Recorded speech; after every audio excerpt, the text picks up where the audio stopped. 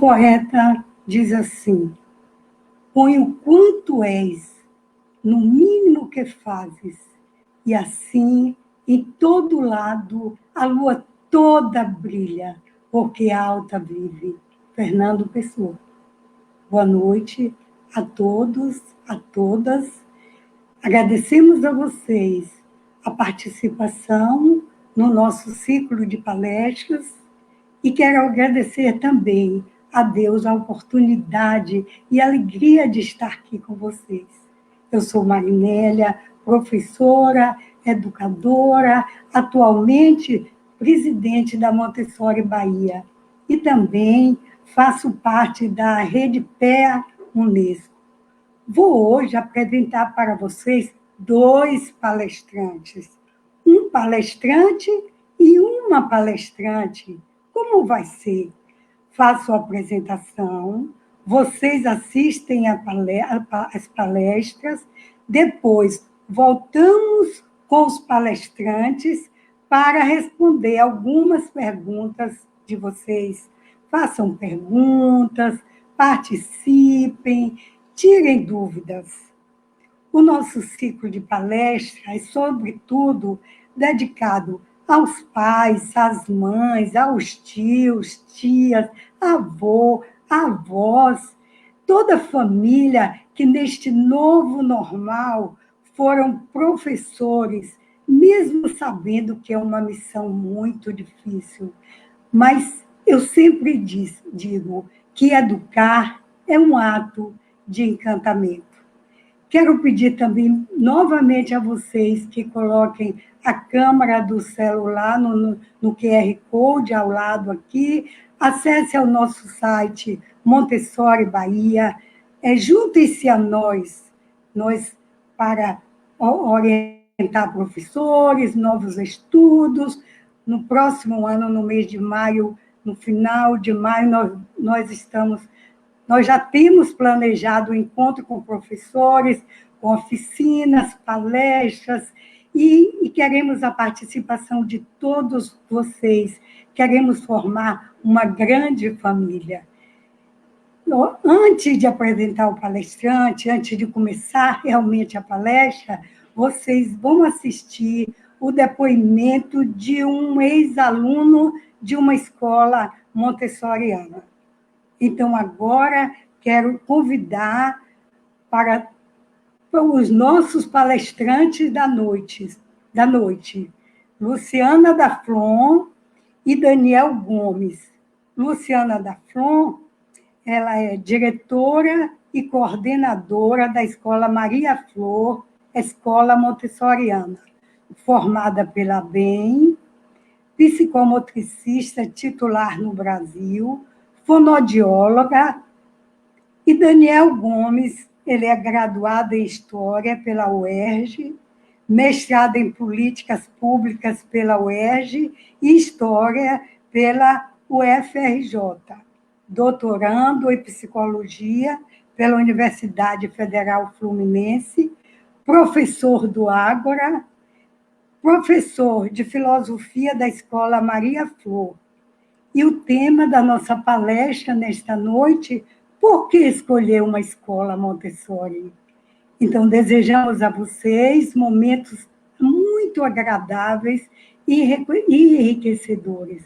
Com vocês, Luciana Daflon e Daniel Gomes. Até já.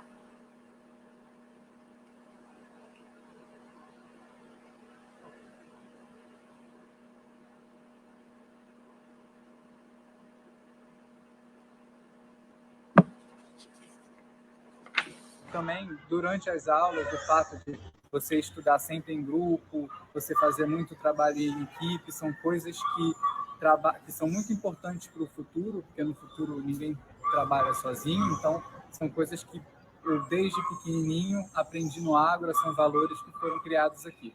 Então, eu sou engenheiro químico pela UFRJ, eu me formei em 2015, durante a faculdade eu tive a oportunidade de fazer um duplo diploma na França, e hoje eu estou morando lá, trabalho como engenheiro industrial na maior cervejaria francesa.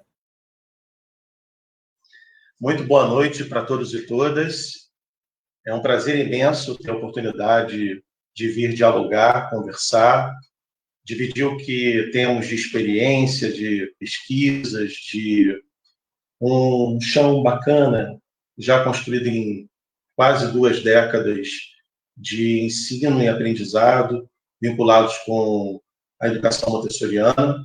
Meu nome é Daniel Gomes, e hoje, tentando responder com um nível importante de propriedade a pergunta da palestra, né, por que uma escola montessoriana, por que as famílias deveriam escolher uma escola montessoriana, a gente vai partir de 3 pressupostos. A gente vai primeiro pensar sobre a questão da escolha, o que é fazer uma escolha, o que é essa família que está escolhendo para as crianças, para os jovens e para os adolescentes. Depois a gente vai falar sobre a escola montessoriana e as diferenças, as distinções de uma escola montessoriana para uma escola dita tradicional.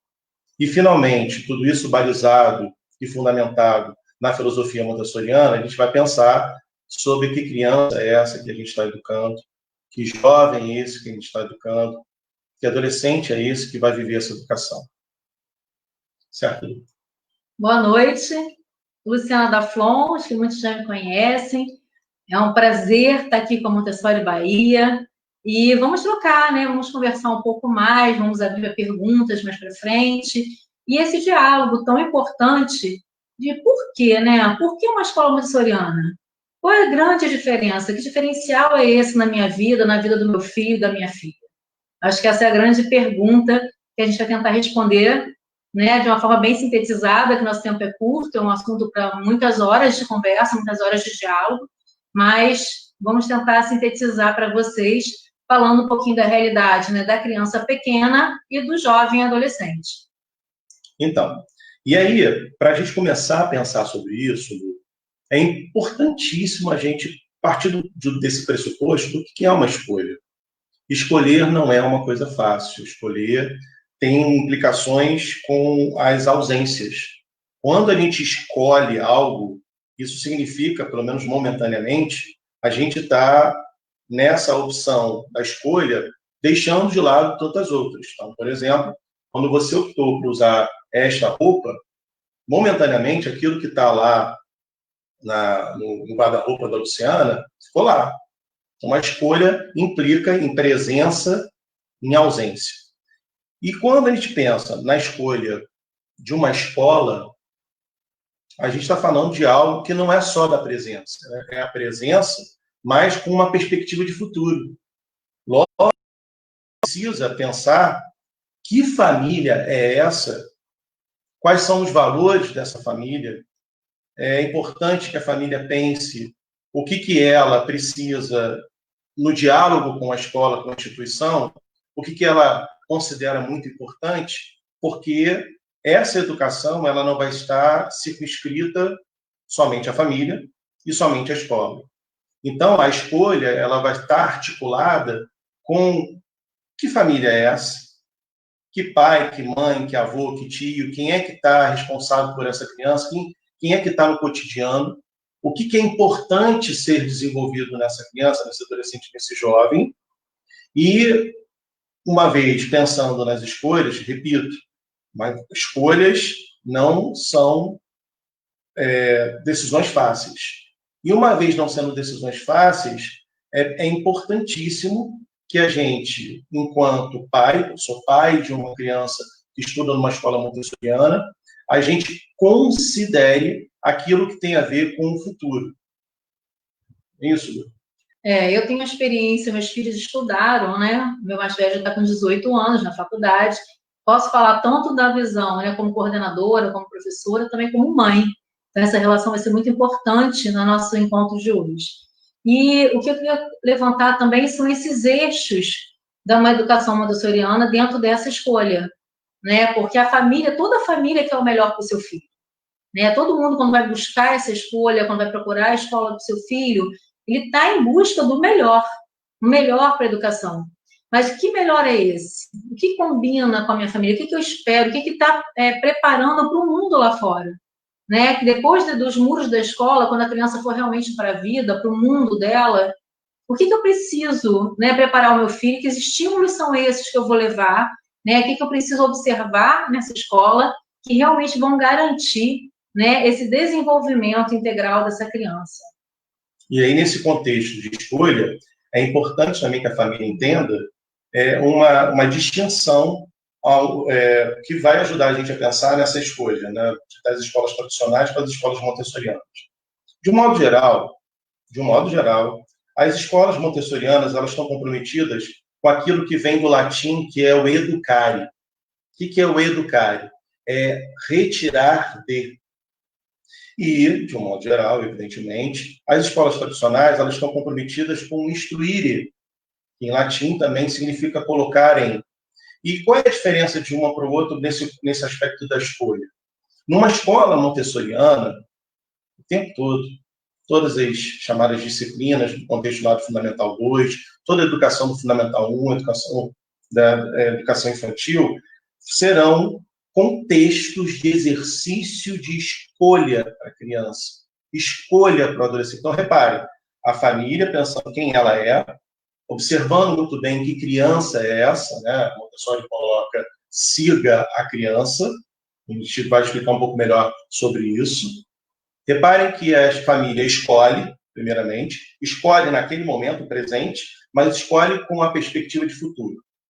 E a criança, aí levada a uma escola montessoriana, na escola montessoriana, onde o compromisso é o educare, ela vai vivenciar vários exercícios de escolha.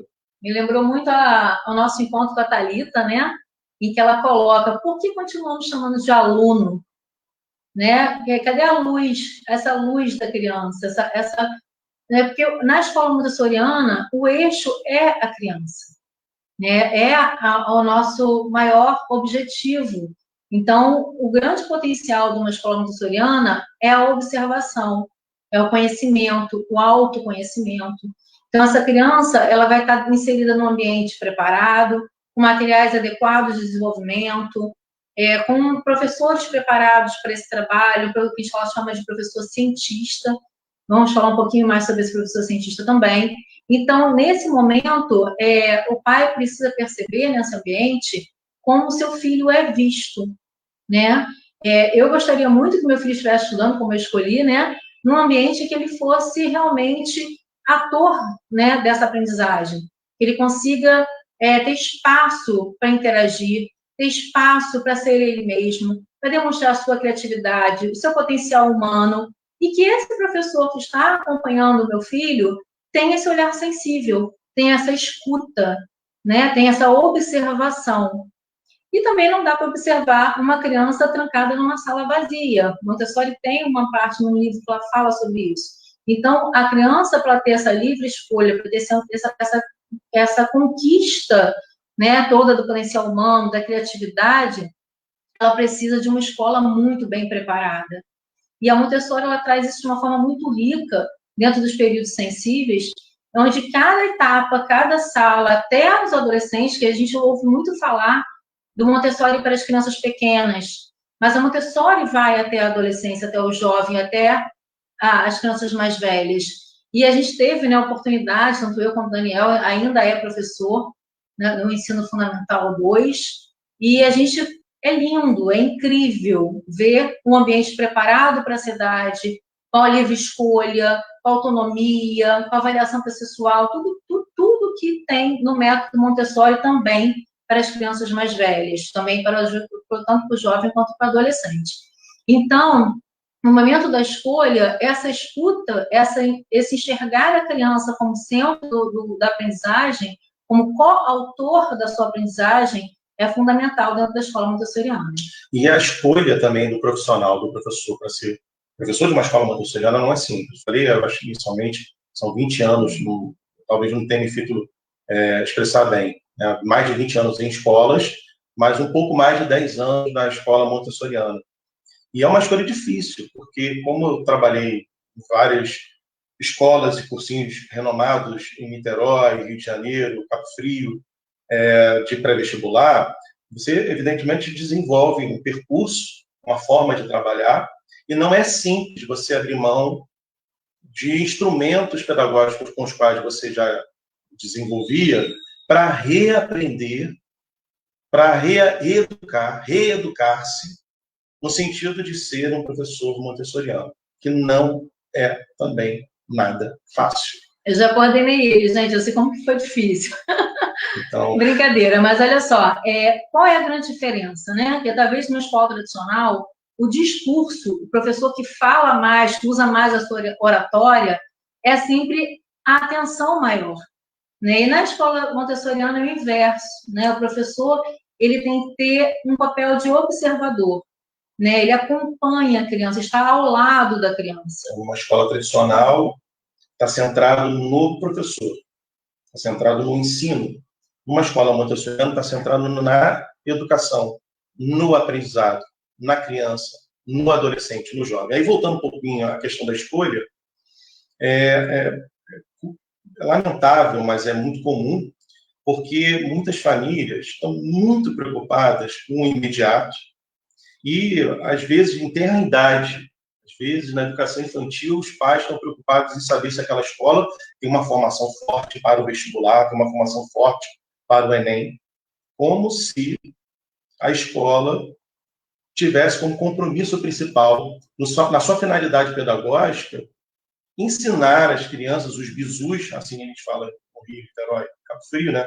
As dicas, uma espécie de adestração para que a criança, o jovem, adolescente, ele possa responder a um determinado tipo de avaliação, que hoje mais comum é o Enem.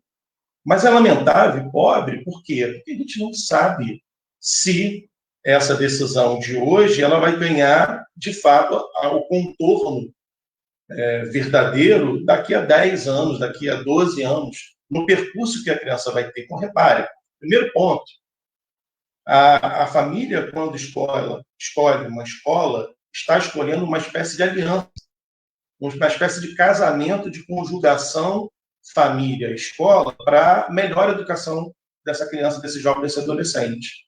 E quando a família escolhe uma escola que está comprometida quase que exclusivamente numa espécie de manual de como levar aquela criança a responder adequadamente às provas e fazer um Enem, é muito, muito limitado.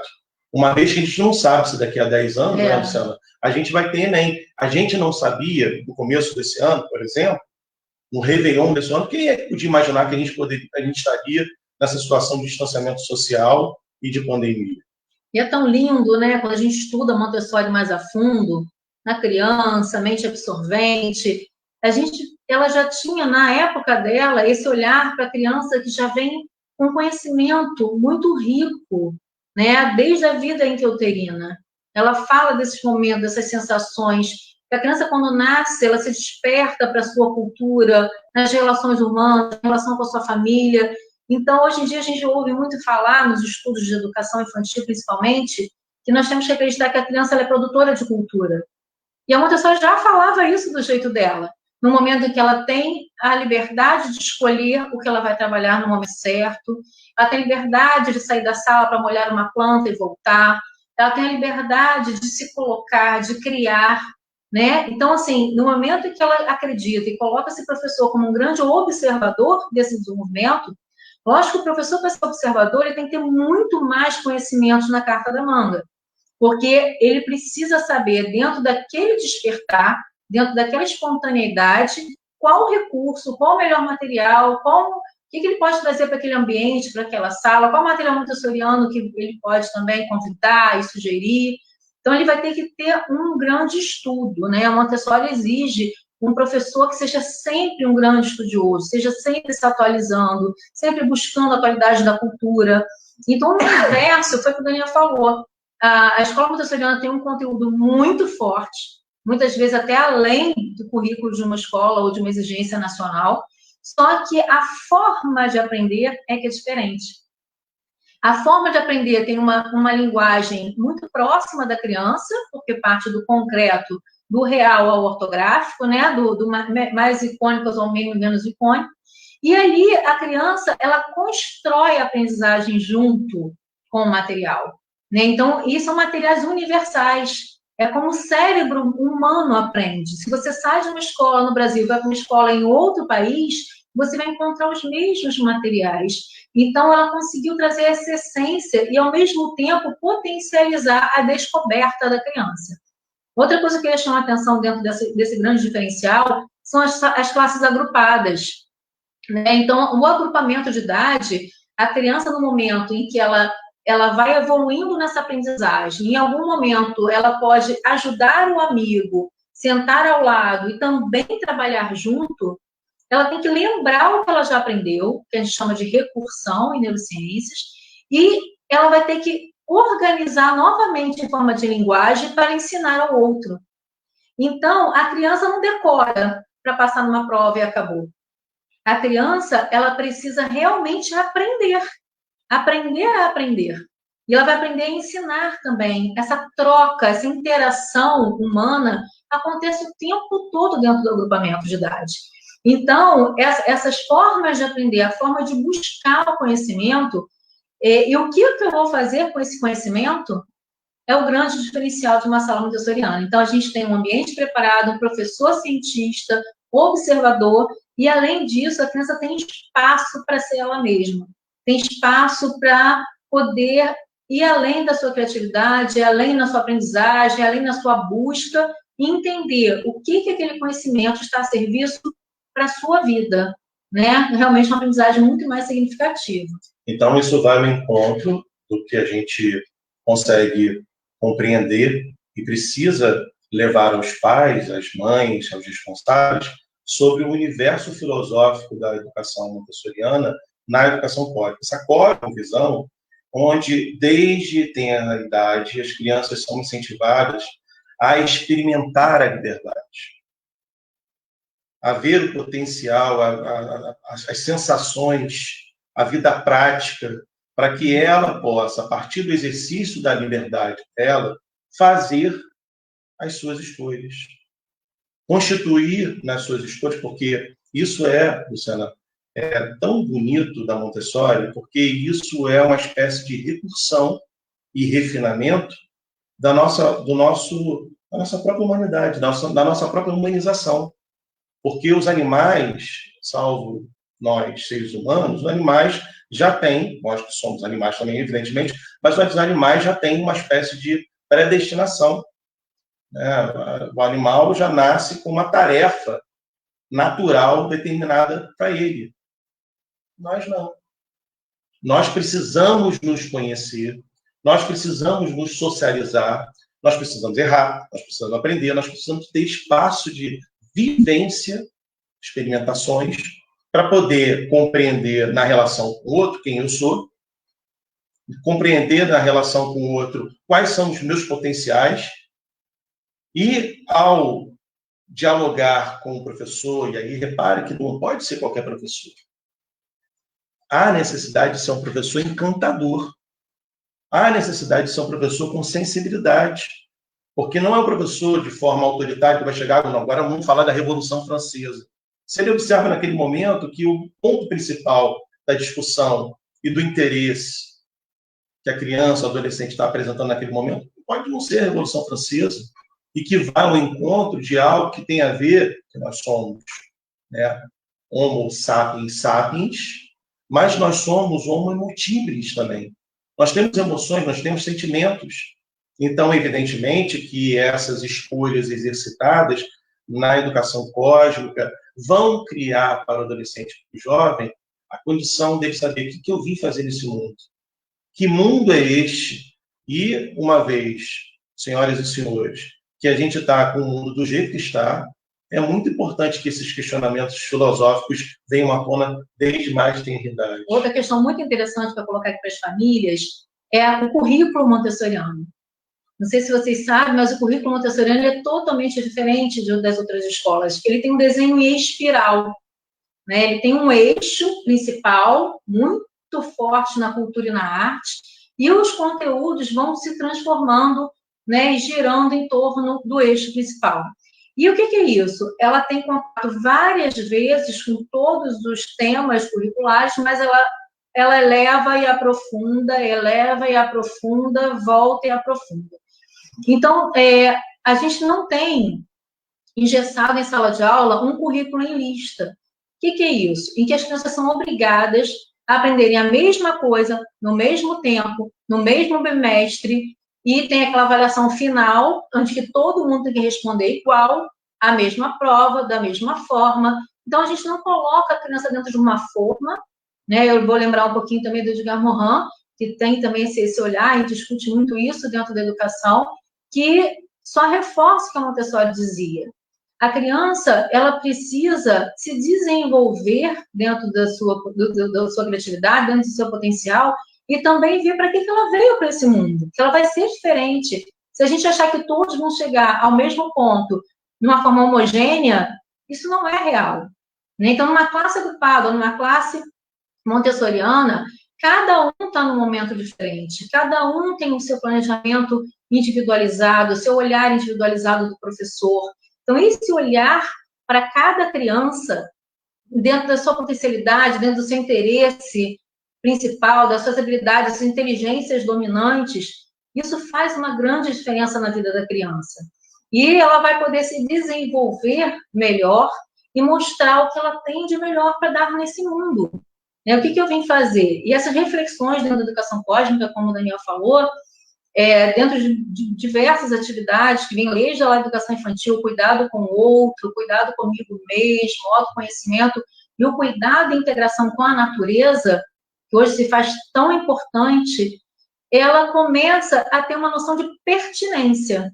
Ela se sente pertencente a esse universo. Ela se sente corresponsável pelo planeta, pelos outros, pelos próximos. Então, a Montessori fala isso em diversos livros, que a educação continuar plantando a competição, a guerra sempre vai existir. Se a gente quer uma educação para a paz universal, a gente tem que ter uma outra forma de educar. A gente tem que ter uma escola que plante a solidariedade. Aí ela traz todo o conceito da educação cósmica, né? Que é esse cuidado consigo mesmo, com o próximo e com o mundo que você vive. E ela vai trazer para si essa reflexão, né? Se todos os outros homens que já passaram fizeram coisas magníficas que nós temos hoje, qual é a minha história? Qual é o meu marco? O que eu vou fazer também para marcar a história no tempo em que eu vivo? E, evidentemente, né, que a escola precisa apresentar para essa criança, para esse jovem, para esse adolescente, a maior diversidade, a maior pluralidade possível de culturas, de literaturas, de artes, porque se eu preciso entender que mundo é esse, quanto mais eu sei desse mundo, mais eu tenho condições de interagir com esse mundo. Evidentemente que isso também precisa ser algo que vai à provocação do professor, à provocação da professora. O professor, ele vai ser uma espécie de orientador. A criança, ela vai ter segurança, o jovem, o adolescente vai ter a segurança de que eles podem aprender com o professor, eles aprendem, evidentemente, com o professor, mas eles também aprendem uns com os outros. Eles aprendem quando tomam a iniciativa de pegar o livro, de fazer uma leitura, quando estão viajando, quando estão com as famílias em espaços de cultura, nos museus. Então, repare que são múltiplas as possibilidades de aprendizado que não se limitam somente à sala de aula, ao espaço da escola. Então, aí vamos, né, nosso tempo já está avançado e a gente pode, evidentemente, responder perguntas depois, né, logo em seguida, mas a gente vai começar a pensar que criança é essa? Qual é a perspectiva dessa escola em relação a essa criança? Qual é a perspectiva dessa escola em relação ao jovem adolescente? E aí eu me lembro dos pilares da educação do século XXI, que provavelmente vão ser os pilares da educação do século XXII, porque estamos começando no ano que vem a terceira década do século XXI. E muito pouca coisa mudou, né? Aprender a aprender, aprender a ser, aprender a fazer E aprender a conviver. E aprender a conviver. E se a gente observar, a escola montessoriana, ela tem esses pilares muito fortes na sua essência, né? A convivência é constante, mesmo que ele tenha uma atividade individual, ele está com essa atividade individual voltada para o coletivo, e o respeito às regras, a convivência, ele aprende a fazer, ele aprende fazendo, interagindo com os materiais de desenvolvimento que são super bem elaborados. Ele aprende também a buscar o seu conhecimento com autonomia e deixar sua marca no mundo, que todos têm dentro de si um grande potencial. E se a gente tentar colocar todos no mesmo padrão ou na mesma inteligência, muitas das vezes esses potenciais são amortecidos, né? São encaixotados. E a gente não tem nem noção do que essa criança poderia realizar, porque ela é tão forçada a seguir um padrão que ela não consegue, às vezes, desenvolver as suas inteligências, né, como ela poderia desenvolver dentro de um ambiente um pouco mais livre. E voltando um pouquinho também para a criança pequena, para a educação infantil, para as etapas de desenvolvimento, a criança aprender com o movimento. As salas montessorianas, os ambientes preparados montessorianos, não só na infância como na adolescência, as salas são amplas, tem material para ser trabalhado no chão, tem pesquisas, tem guias. Todo esse ambiente ele é preparado para que a criança possa ter autonomia, movimentação. Elas não ficam presas 4 horas sentadas numa carteira, um atrás do outro, ouvindo alguém que fala. Né? Essa é uma frase até da Montessori, né? Vocês acham que relação social e vida social é sentar um atrás do outro? Então, assim, a aprendizagem está mais do que comprovado que ela necessita dessa integração. Necessita desse pensar coletivo, pensar junto.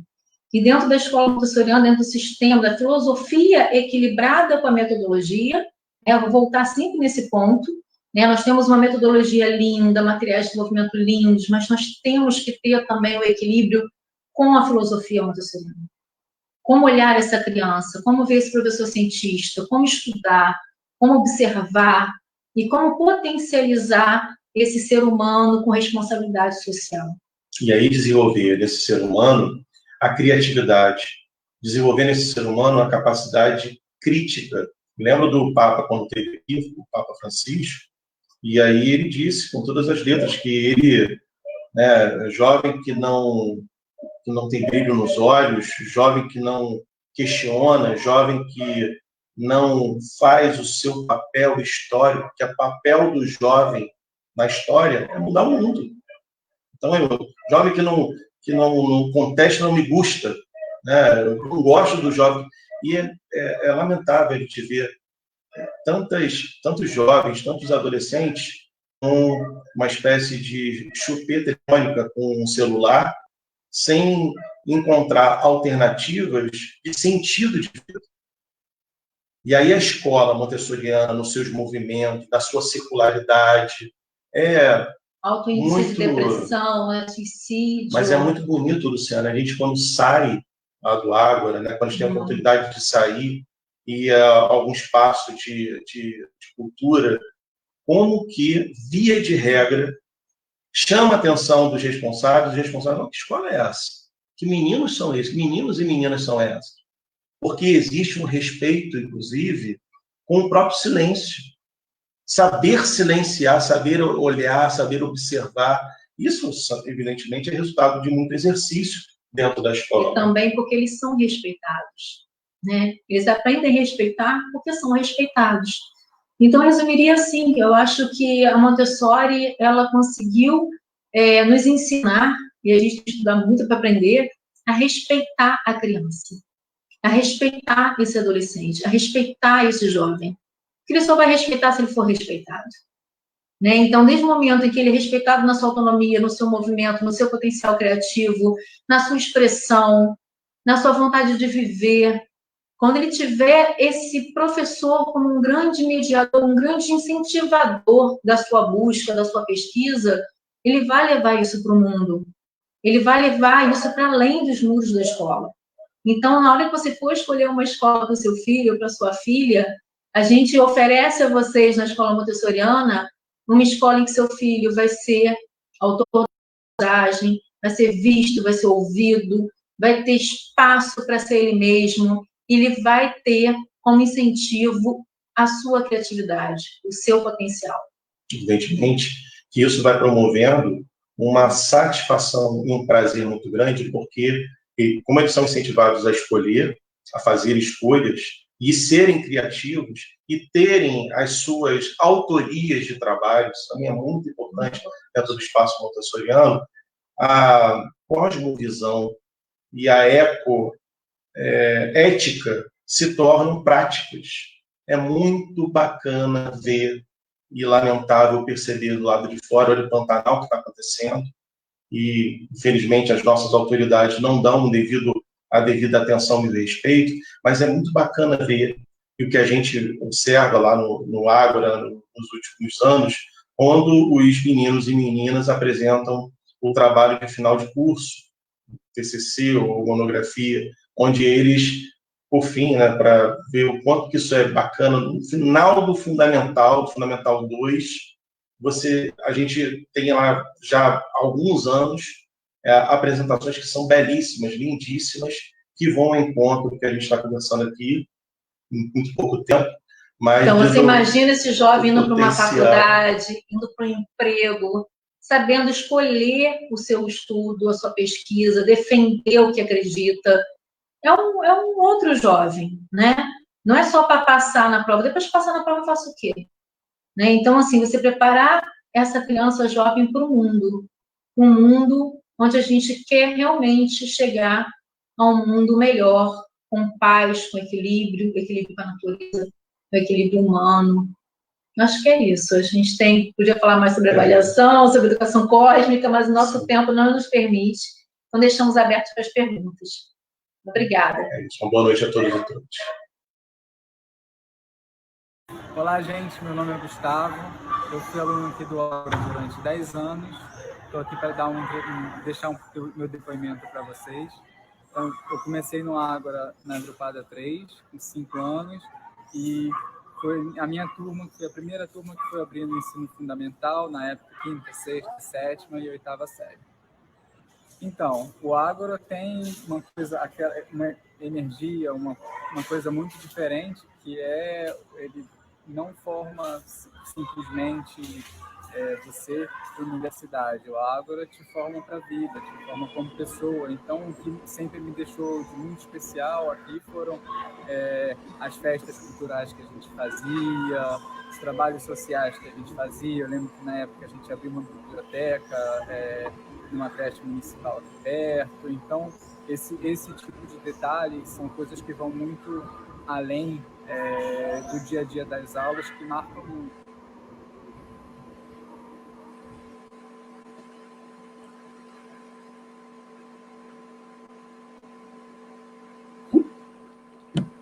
Maravilha! Oi, Luciana e Daniel. Maravilha, maravilha. Quero convidar os palestrantes para responder algumas perguntas e parabenizar. Fantástico a maneira como vocês sintetizaram por que escolher uma escola montessoriana. Parabéns, parabéns! Eu ficaria aqui o tempo todo assistindo vocês. Parece, na verdade, de coração, que eu nunca ouvi falar de Montessori. Eu fiquei parada, tomei até nota vou questionar depois com o Daniel, e parecia que eu nunca ouvi falar.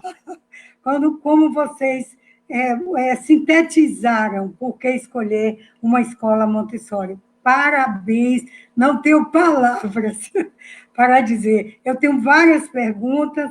Eu vou fazer aqui a primeira pergunta que chegou aqui. Eu não sei se para você, para Daniel. Vamos ver quem vai responder. Vocês combinam tanto, um fala a linguagem do outro, que fica difícil.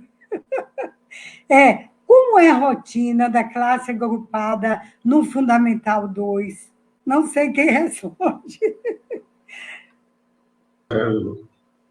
Liberou.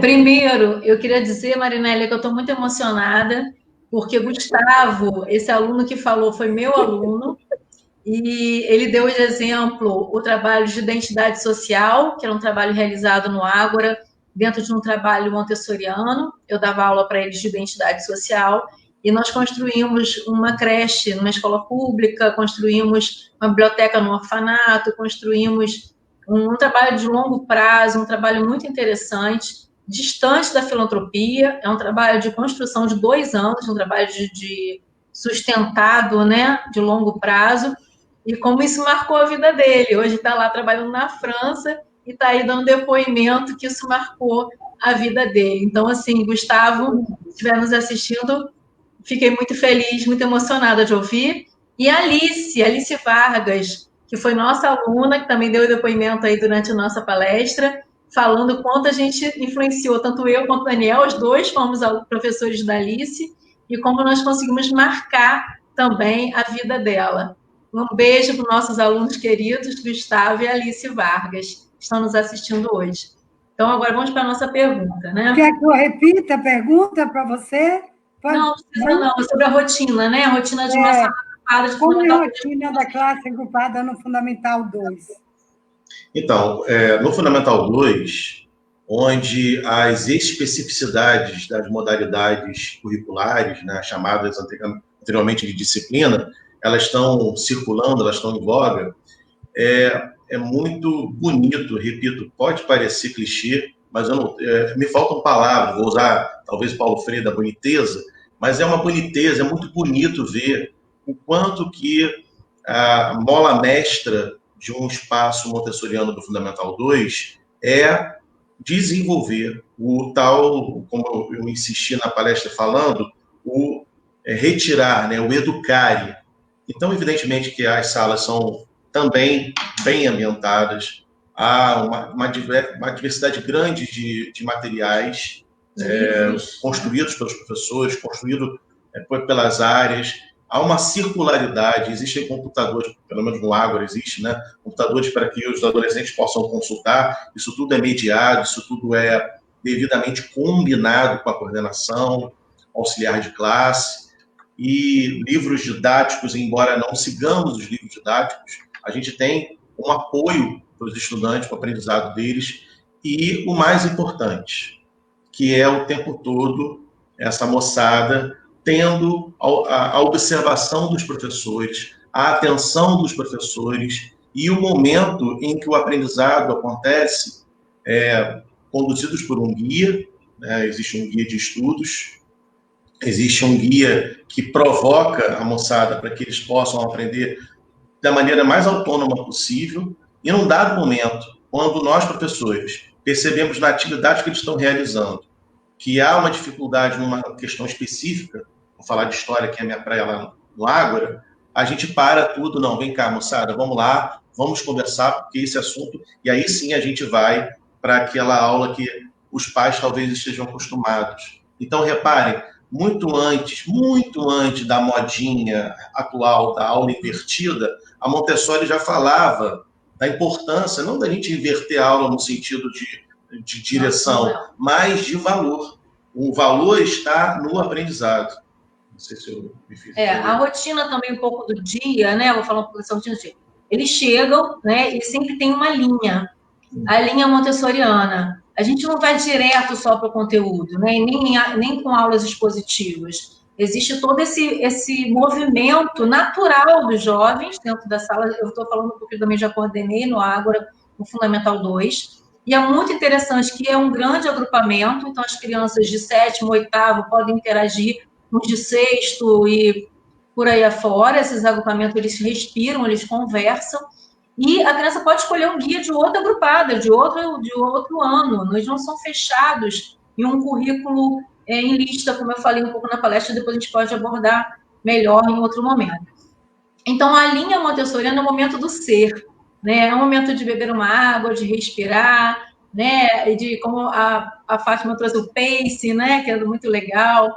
E tem também várias linhas. Acho que o Daniel pode falar um pouco melhor, porque ele é responsável por uma das linhas, e onde existe a linha de redução dos conflitos, a linha da música, a linha de reconhecimento. Então, são vários momentos em que todos os jovens se reúnem. A gente tem algumas fotos também para mostrar, depois eu vou pedir ao Yuri, e vou passar para o Daniel explicar um pouquinho essa rotina. Então, a gente não está preocupado apenas com o conteudismo. Eu acho que eu vou até responder uma pergunta de uma mãe que falou aí sobre isso.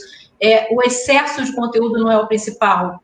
É como o Gustavo falou, a gente se preocupa para a vida, se preocupa com o conhecimento geral dessa criança.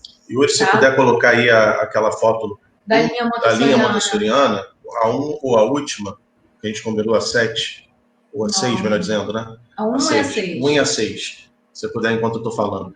Então, reparem, como está aí exposto aí, né, no Ágora, né? Os jovens, eles chegam, e de um modo geral, nas escolas tradicionais, a gente corre logo para aula de português, para aula de física, para aula de química, para aula de seja o que for, né, de matemática, e eles vão ter esse conteúdo. Eu preciso dizer, eu preciso ressaltar, eu sei que os pais ficam muito preocupados com isso, eu preciso dizer que eu sou professor de pré-vestibular muito antes de pensar a educação da maneira como penso hoje, graças a Deus, influenciado por Montessori, influenciado por uma educação que dê sentido para o que a gente está fazendo, para o que a gente está aprendendo, mas eu já vivi esses cursinhos de pré-vestibular, os mais renomados lá do Rio, de Niterói, São Gonçalo, daqui de Cabo Frio, repito.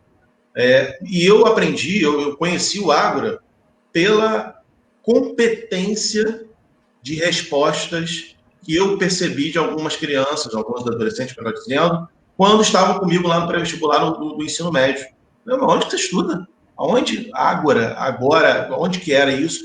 Aí, enfim, fui procurar saber, é uma história longa até eu chegar ao Ágora, como eu acabei chegando. Então, reparem, os meninos e meninas chegam na escola, há um momento de respeito com o momento de saída de casa, tomar café, acordar, né? O acordar, e eles vão exercitando a concentração. Daí, eles já têm uma rotina estabelecida, né, no dia a dia, quais são os professores que estarão no dia, eles vão privilegiar os professores que estão no dia para tirar as dúvidas, os professores observar os materiais, os trabalhos que estão sendo feitos, e no final nós geralmente também temos uma linha onde eles são responsáveis pelo ambiente, né? Todo dia um grupo de jovens é responsável para fazer a rotina final, que é algo muito valoroso também na educação montessoriana. Algumas vezes a linha também é externa, né, Hilton? Você acha que você tem uma falta linha externa?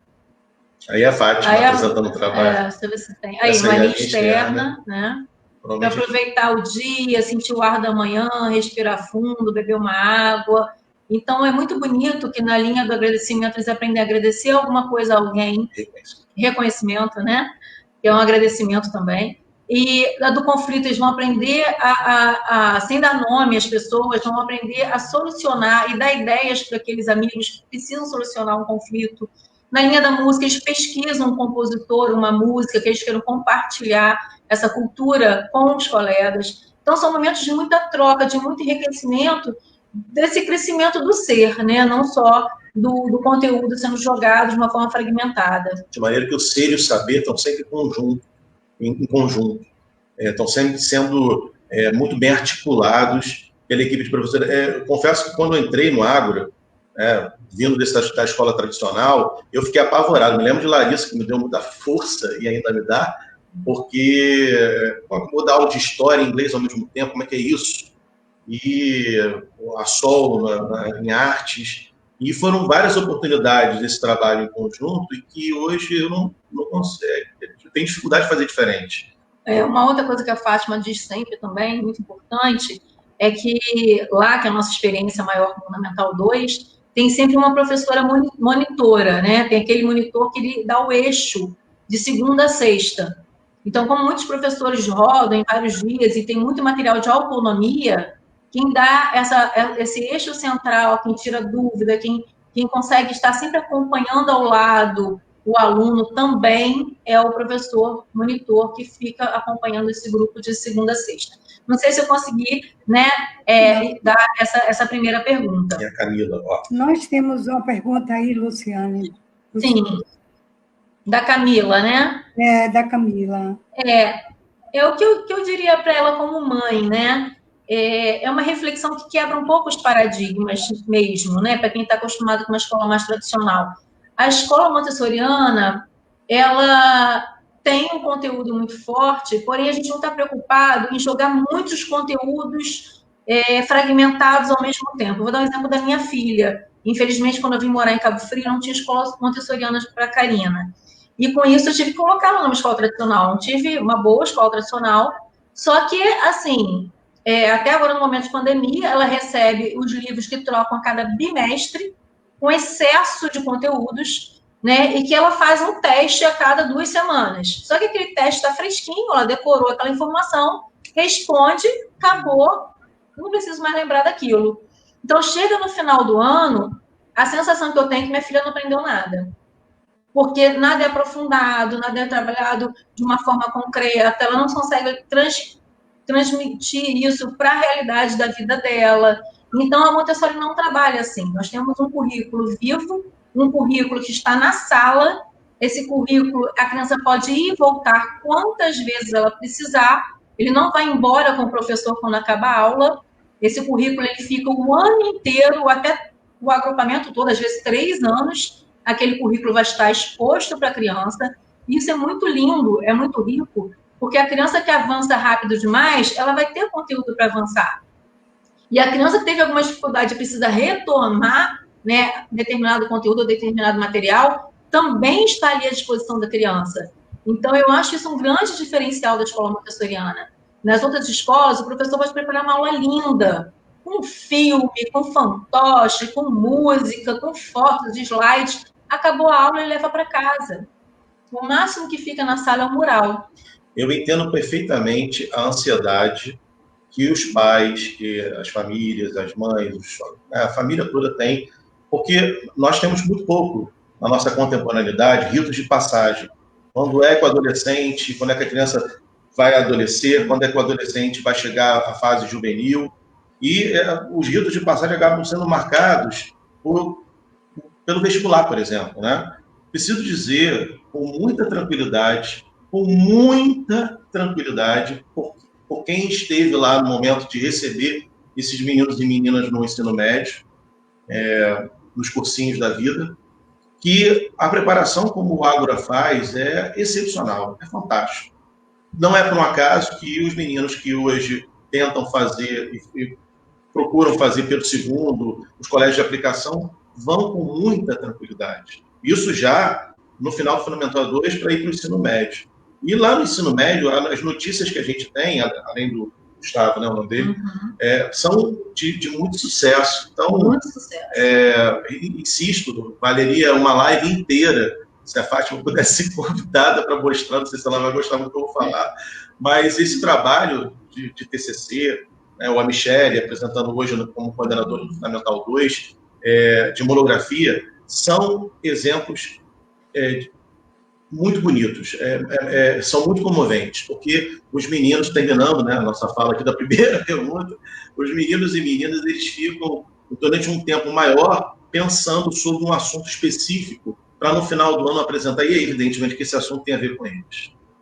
Ana Ruth, vou ser bem clara, assim, que eu já passei, né, por vários momentos desses, de receber alunos no meio lá, né, do agrupamento, mais velhos, que não viveram ainda uma escola montessoriana, para ficarem bem tranquilos os responsáveis, porque quando a criança chega numa escola montessoriana, existe uma sondagem, né? A criança tem um gesto espontâneo, ela vai procurar os materiais, e nesse gesto ela vai mostrar para a gente aonde ele está em cada conhecimento, e a partir dali é feito um planejamento específico para aquela criança, né? Então, é assim que funciona uma sala agrupada, né? Todos estão em ritmos diferentes, materiais diferentes, conhecimentos diferentes. Lógico que existe um currículo mínimo que a gente tem que alcançar, mas não existe o máximo. A criança pode ir além sempre que ela precisar e sempre que ela desejar.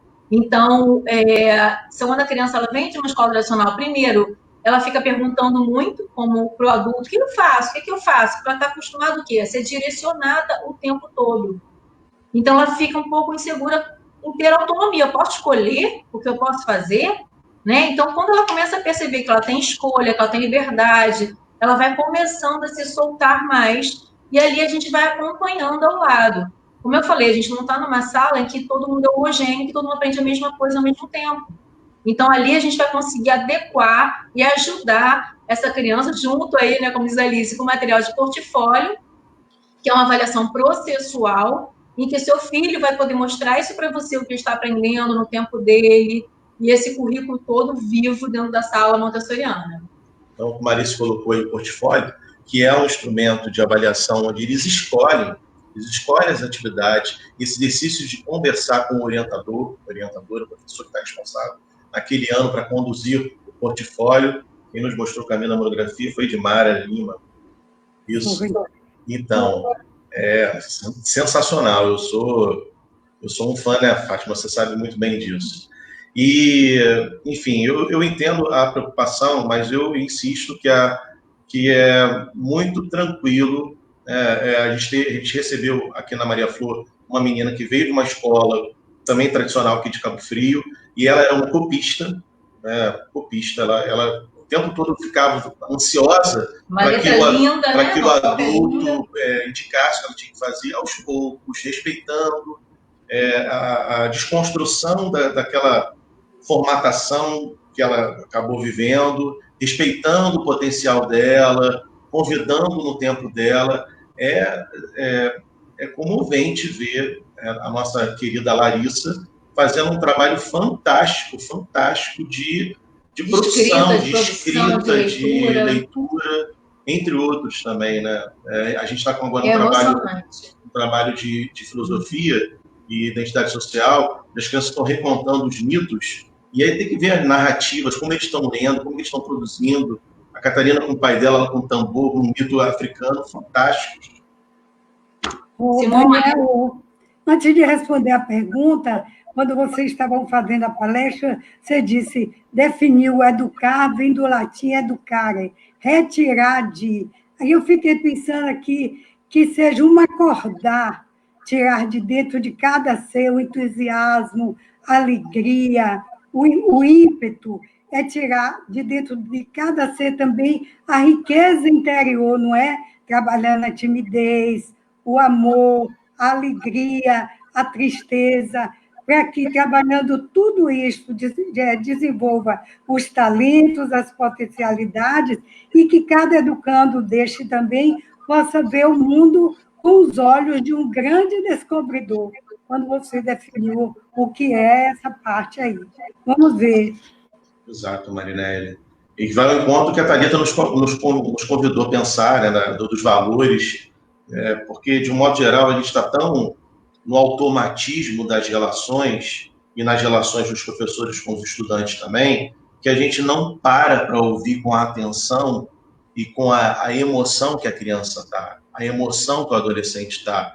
Então, quando você para e dá atenção, quando você para e faz uma escuta, para que a criança, o adolescente, confie em você, confie em dizer o que está pensando, ele vai ganhando naturalmente, com o processo, a segurança que é necessária para fazer esse trabalho do Educare. Temos uma pergunta aí, são muitas perguntas. Muitas perguntas, Simone. Qual aí?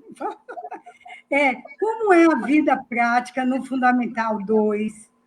Olha, a vida prática ela não para nunca, né? Porque tem um cuidado com o ambiente, tem um cuidado com a natureza, tem um cuidado com o ambiente externo, tem um cuidado com o próximo, tem a produção de trabalhos também para os menores, né? Que a própria turma dos mais velhos pode contar uma história numa turma menor, pode ajudar a construir um material de uma agrupada 2. Então, existe uma troca entre as agrupadas. Temos também a cafeteira e coisas de cozinha na sala, em que eles podem passar um café, eles podem fazer o próprio lanche, organizar o lanche.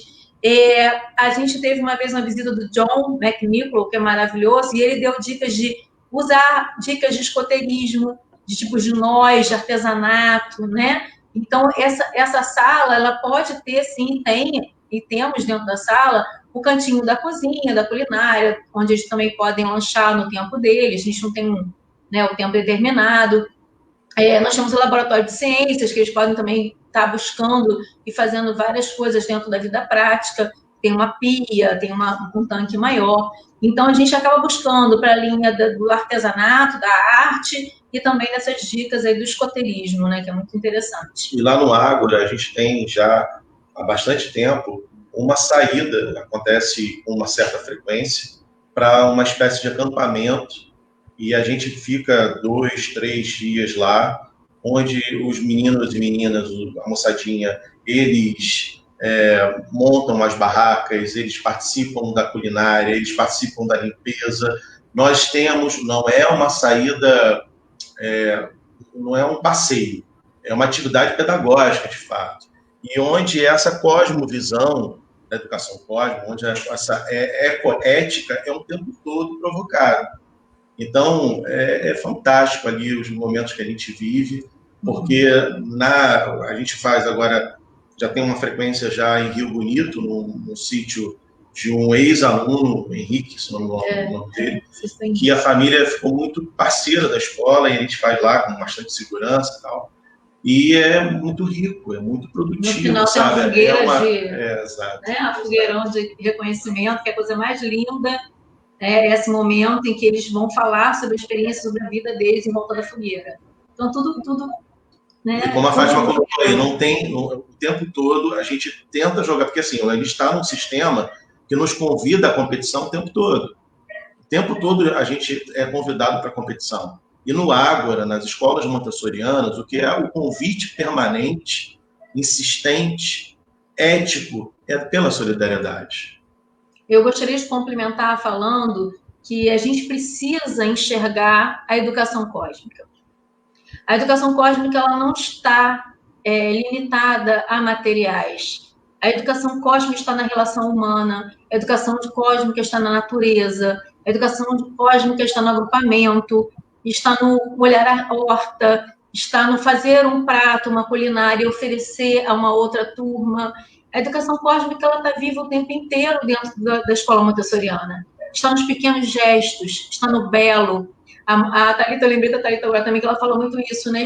A Montessori é uma escola de delicadezas, de miudezas, do belo. E essa beleza, esse cuidado, esse carinho consigo mesmo, com o próximo e com a natureza é educação cósmica. Né? Os materiais de desenvolvimento é uma parte dele, mas a educação cósmica tem que ser fortalecida. Eu acho que é uma grande diferença das escolas tradicionais, porque essa visão do cosmo, essa visão do outro, até mesmo como a Roberta colocou, né, e a outra Roberta também, Piguetti, que às vezes até atividades individuais que estão em prol de um coletivo. Né? Então, essa educação cósmica é o fundamental, eu acho, a diferença entre uma escola tradicional. E a Roberta pergunta também aí, Marinelli. Como se adaptaram, como vocês adaptaram o currículo no período de suspensão das aulas devido à pandemia? Roberta Valverde. Bom, é evidente que é um momento que ninguém imaginava, né? Como eu disse na palestra, quem é que estava no Réveillon com a perspectiva de viver o que nós vivemos nesses meses? É algo muito sério, algo muito ímpar na nossa humanidade, por mais que tenhamos vivido contextos de pandemia, no século XIV, enfim, a gripe espanhola, mas tal como a gente está vivendo de forma global, me parece, um ineditismo. Então, penso eu que vários elementos que a gente já vinha assim rascunhando, a gente rascunhava nas escolas, me parece que para frente não vai ter como ser diferente. E a gente acabou aproveitando, né? Então, por exemplo, lá no Ágora, a aula digital, o trabalho com o guia, vários instrumentos que a gente utilizava de forma presencial e papel, a gente precisou digitalizar. A aula digital, por mais que fosse um contexto lá, né, que os meninos têm algumas aulas onde eles assistem, tem toda uma provocação, tem toda uma organização para eles poderem, antes mesmo do professor, dialogar com eles. esse acabou sendo um bom um bom elemento que auxiliou os professores nesse contexto de distanciamento. Eu arrisco dizer que não é, evidentemente, igual, não é igual. As linhas que a gente fazia, que a gente ainda faz, por exemplo, essa linha de reconhecimento, elas tropeçam um pouco porque tem poucas convivências, né? Mas, por outro lado, preciso dizer que eu vejo produção, eu vejo uma autoria de produção que, evidente, assim, estamos num contexto que é um contexto perturbador, como já disse, mas de muito aprendizado também. A gente aqui na Maria Flor teve um menino que foi para uma fazenda, um sítio com o pai, com a família, resolveram se afastar do centro de Cabo Frio, e lá, enfim, encontrou uma cobra, começou a cobrar da cobra, cortar, enfim, teve um aprendizado diferenciado que eu acho que é importante. Na Maria Flor, a gente tem até o Fundamental 1, né? Se a gente fala muito da nossa experiência com Ágora, no Fundamental 2, mas a gente fez metade, apenas 2 vezes na semana, a aula com conteúdo, com professor regente, auxiliar, uma vez na semana, mais uma vez na semana, na verdade ficaram 3 dias na semana, né? Com um professor especialista, que é aula de música, de arte, formação de leitores, e educação física, inglês. Então, eles revezam de 15 em 15 dias em duplas. E a gente também manda todo início do mês um kit físico, tá? O kit físico, a gente tenta incluir coisas mais concretas, como, às vezes, números de lixa, cola colorida, botões. Dependendo do kit ou da atividade, a gente comporta em vários materiais. E através das aulas do Zoom, através das aulas virtuais, as professoras vão solicitando os materiais. E tem níveis diferentes de envelopes e de kits de acordo com as agrupadas e com as idades também dentro da própria agrupada. Também existem materiais diferenciados, mas tentando chegar um pouco mais próximo do real, né? Mas não é, lógico, o material de desenvolvimento montessoriano como seria em sala de aula. Luciana, eu fui avisada aqui já pela plataforma, nós temos poucos minutos, mas eu queria assim, que você falasse um pouco, na palestra de Thalita, ela falou daquele manual de graça e cortesia, e como eu queria que você falasse um pouco como é trabalhado assim, os valores formativos numa escola montessoriana, porque palavras como bom dia, boa tarde, obrigada, por favor, licença, são palavras mágicas, mas que elas são de grande valor. E eu queria, antes de encerrar, que você falasse um pouco dos valores formativos que a escola montessoriana trabalha. Eu acho que mais uma pergunta e a gente vai ter que encerrar. É isso mesmo, foi o que eu quis falar um pouquinho dentro dessa educação cósmica, né? Desde a criança bem pequena, desde o nido mesmo, lá do Pada 1, nós já começamos, né? Primeiro com o modelo do professor, esse professor que abaixa, que fala baixinho, que olha no olho, né? Que atende, que senta ao lado, que escuta. Então, como eu falei, né? Quando a criança é respeitada, ela tem esse modelo e vai imitar esse professor, ele vai imitar esse adulto. Então, esse professor também tem que estar sempre falando obrigada, por favor. E tem a vida prática, que é todo esse elemento, que a vida prática não está só na motricidade fina, né? Ela também está muito voltada para graça e cortesia. Então, lá na escola a gente tem um material em que a criança traz frutas, né, para a estante de vida prática, e ela pode picar, descascar a fruta, desde pequenininhos, e podem sair pela escola oferecendo sim, obrigada, não, obrigada. E ela vai no porteiro, ela vai na secretaria, ela vai em vários ambientes da escola oferecendo a sua fruta. Então, na escola montessoriana, isso é natural. Ela pode parar o material de matemática e decidir cortar uma fruta e oferecer a um amigo. Ela não precisa ficar parada ouvindo o mestre que fala. Ela pode lanchar na hora que ela deseja. Ela pode ir lá fora na hora que ela precisa. Então, esse modelo vivo de todos os educadores, né? Eu falo na escola montessoriana, todos são educadores, então a gente precisa estar em formação com todos esses adultos dessa escola, porque eu não posso fazer esse trabalho e ter um porteiro ou um funcionário da limpeza que seja por fora dessa filosofia. A gente tem que estar envolvendo eles, estudando, lendo Montessori, falando a importância disso, essa graça dessa cortesia dentro da nossa escola montessoriana. Então, a partir dali, a criança, ela vive essa graça, essa cortesia, esse cuidado com o ambiente, esse cuidado com os materiais. Ela passa álcool, ela passa paninho, ela prepara a mesa, ela sabe botar o seu talher, ela sabe lavar a sua louça. Então, esse tempo todo, a criança vai vivendo e vivenciando. Então, como é uma coisa de todos os dias, quando ela vai lá para fora, não é uma coisa imposta, não é uma aula dada num data show. É importante cuidar do idoso.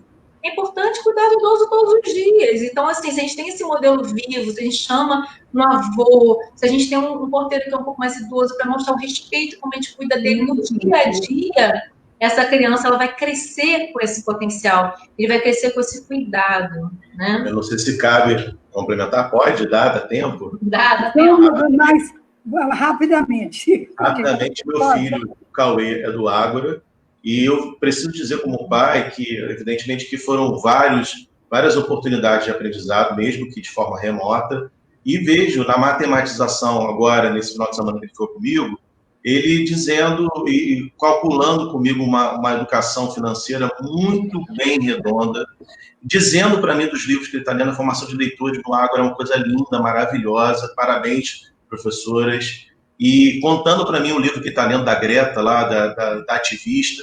Então, eu penso que o currículo, ainda que tenha perdido alguma coisa, o valor principal, a questão essencial, continua. É preparar o homem para o futuro, né? Um futuro de paz, de equilíbrio, de solidariedade. É isso. Eu também tenho um filho de 18 anos que estudou até o 5º ano no Ágora, e ele tem um amor pelos menores, um cuidado com o próximo, que vem do agrupamento. A escola montessoriana não existe separação dos mais velhos com os menores, né? Eles andam, compartilham, lancham, conversam, brincam juntos, crianças de 15 com crianças de 6. Então, isso visto de uma forma natural, até hoje, meu filho tem 18 anos também, ele brinca, ele se diverte, ele tem respeito, e ele sabe viver em diferentes idades. Isso vem do Montessori, isso vem do agrupamento. É isso, eu acho que a escola Montessori prepara para a vida, para o mundo. Eu acho que o nosso tempo está esgotando, nós temos gente do Brasil todo nos assistindo, nós queremos agradecer também a vocês, maravilha a palestra de vocês, sucesso total. Nós queremos deixar aqui o convite para a próxima quinta-feira, né? No próximo dia 29 de outubro, com a palestra de Márcia Righetti. Veja, Montessori com o tema Montessori, ontem, hoje e sempre. Então, eu quero, antes de encerrar, eu quero perguntavam sempre a Montessori, deixavam uma frase da Montessori, que perguntavam a ela, de onde você é? Onde você mora? Qual a sua nacionalidade? Aí ela respondia, eu moro nas estrelas, todas as pátrias são minhas, porque eu acredito no homem universal. Então, eu deixo com vocês agora o agradecimento ao público, para vocês. Muito obrigada a todos.